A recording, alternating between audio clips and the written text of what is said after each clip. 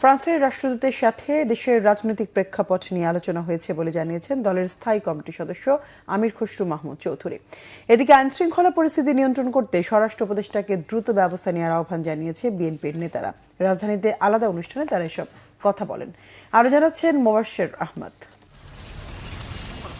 বুধবার বিকেলে গুলশানে বিএনপি চেয়ারপারসনের কার্যালয়ে বিএনপি মহাসচিব মির্জা ফখরুল ইসলাম আলমগীরের সাথে সৌজন্য সাক্ষাৎ করেছেন ঢাকায় নিযুক্ত ফ্রান্সের রাষ্ট্রদূত ম্যারি মাজদুপুই ও রাজনৈতিক উপদেষ্টা ক্রিশ্চিয়ান বেক।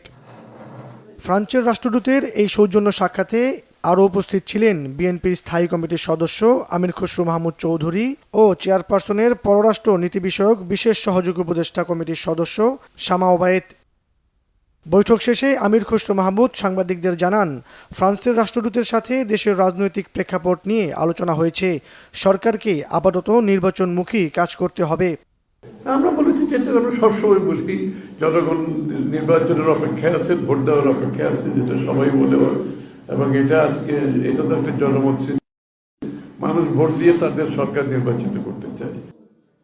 সকালে গুলশান বিএনপি চেয়ারপারসনের কার্যালয়ে আমরা বিএনপি পরিবার আয়োজিত ক্যান্সার আক্রান্ত নেতাকর্মীদের চিকিৎসা সহায়তা প্রদান অনুষ্ঠানে যোগ দেন দলের সিনিয়র যুগ্ম মহাসচিব রুহুল কবির রিজভী।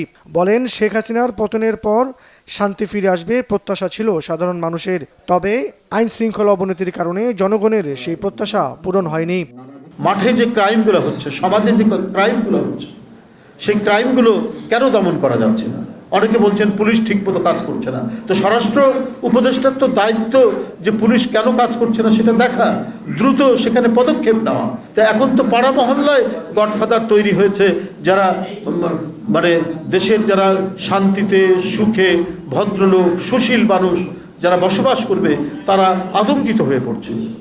জাতীয় প্রেস ক্লাবে এক আলোচনা সভায় যোগ দেন বিএনপি চেয়ারপারসনের উপদেষ্টা জয়নাল আবেদিন ফারুক।